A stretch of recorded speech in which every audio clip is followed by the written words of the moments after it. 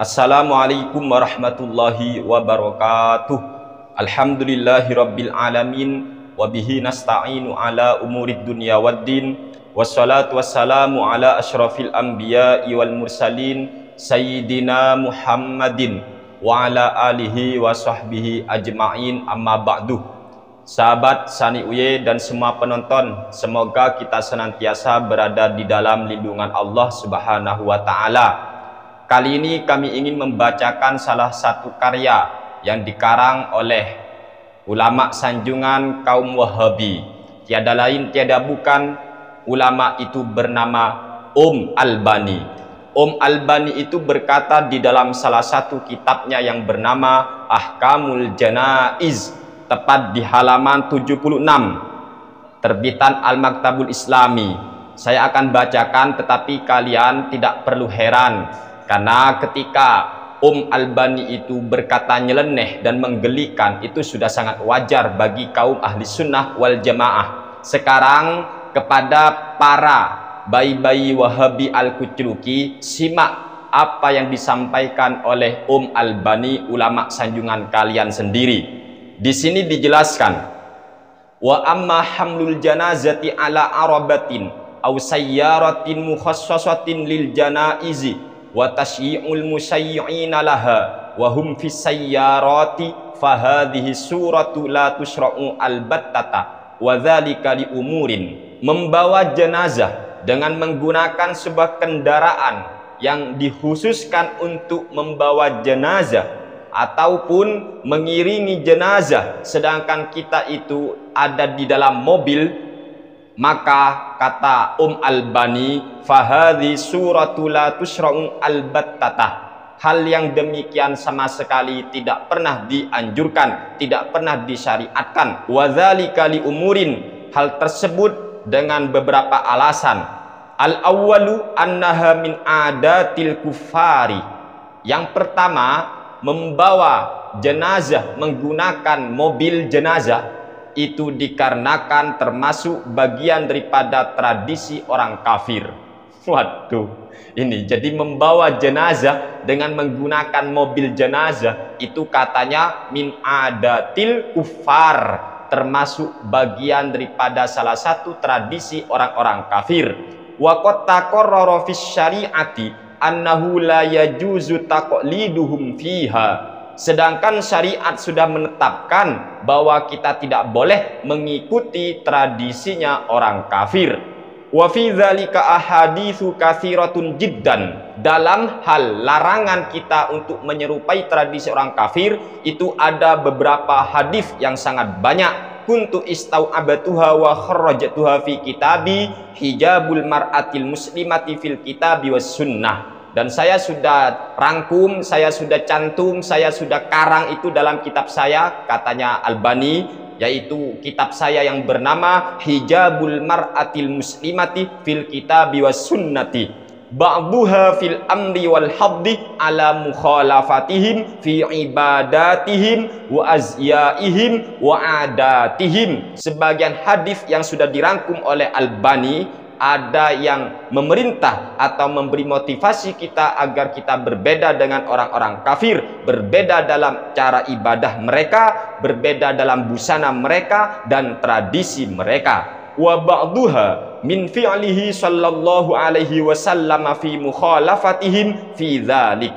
Sebagian hadis yang lain yaitu dari perbuatan Nabi Muhammad sallallahu alaihi wasallam, di mana Nabi kita Muhammad sallallahu alaihi wasallam menyelisihi apa yang menjadi tradisi orang-orang kafir.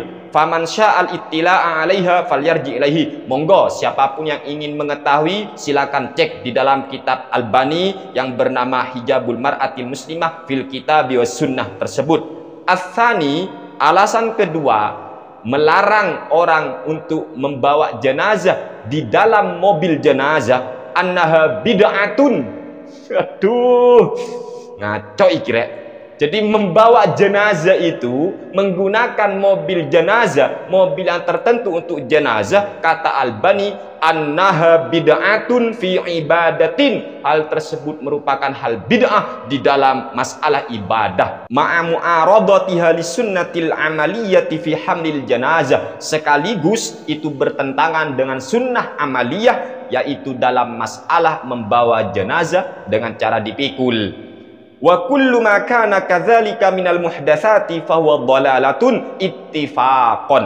Jadi menurut Albani itu sudah sepakat ulama ini katanya ya, sepakat mengatakan dolalah, sesatnya membawa jenazah di dalam mobil jenazah.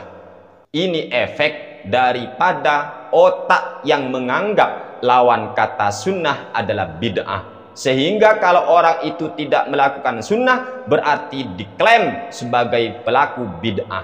Ini efek. Padahal kita tahu sunnah itu tidak harus dilakukan. Kalau harus dilakukan, nanti berubah menjadi wajib. Dan inilah definisi bid'ah yang bid'ah. Apabila kaum Wahabi itu mengklaim bahwa lawan kata sunnah berarti bid'ah, maka ini kacau, hukum fikih akan berantakan. Contoh, makan kurma ketika kita berbuka puasa itu sunnah.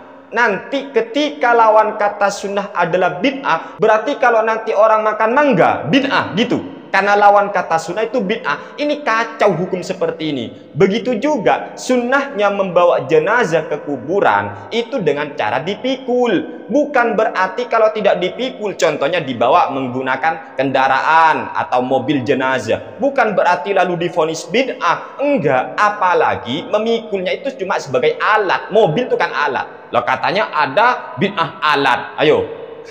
Ini ya apa ya?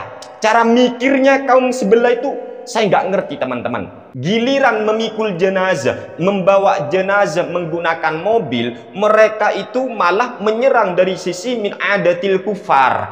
Padahal mereka naik mobil ketika mau silaturahim, ketika mau belanja, itu juga min adatil kufar. Kenapa mereka tidak merasa mereka juga termasuk tasyabbuh bil kufar? Kenapa?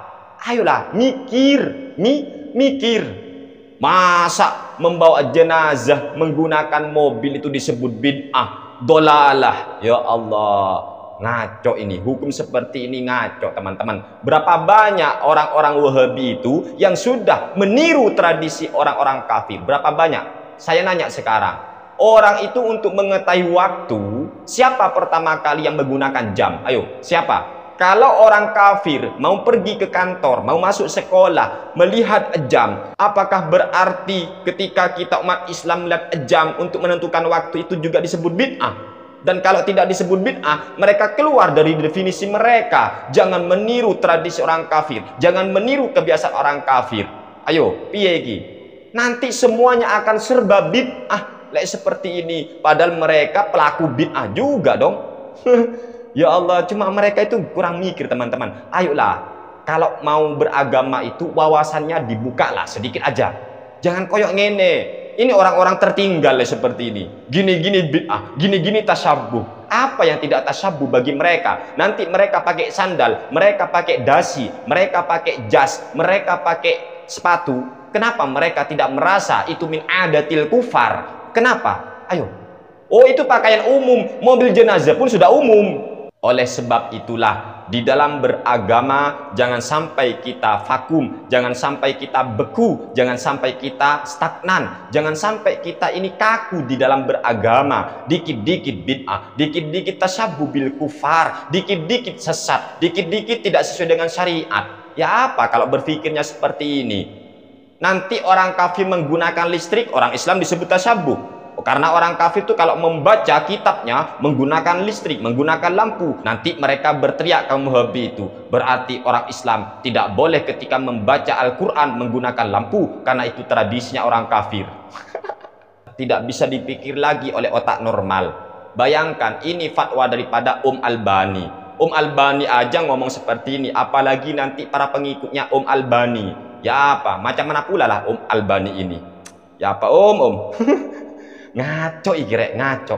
membawa jenazah, menggunakan mobil jenazah disebut bid'ah, disebut menyerupai orang kafir, disebut meniru tradisi orang kafir. La haula wala quwata illa billah. Semoga para sutat-sutat Wahabi dan semua para pengikut Wahabi sadar begitu kakunya para ulama-ulama mereka di dalam mempraktekkan amaliyah ajaran agama, begitu buntunya otak mereka, begitu sempitnya otak mereka, sehingga apapun oleh mereka disebut ini bid'ah, ini tidak sesuai dengan sunnah, ini tidak sesuai dengan syariat, ini melanggar Al-Quran dan As-Sunnah.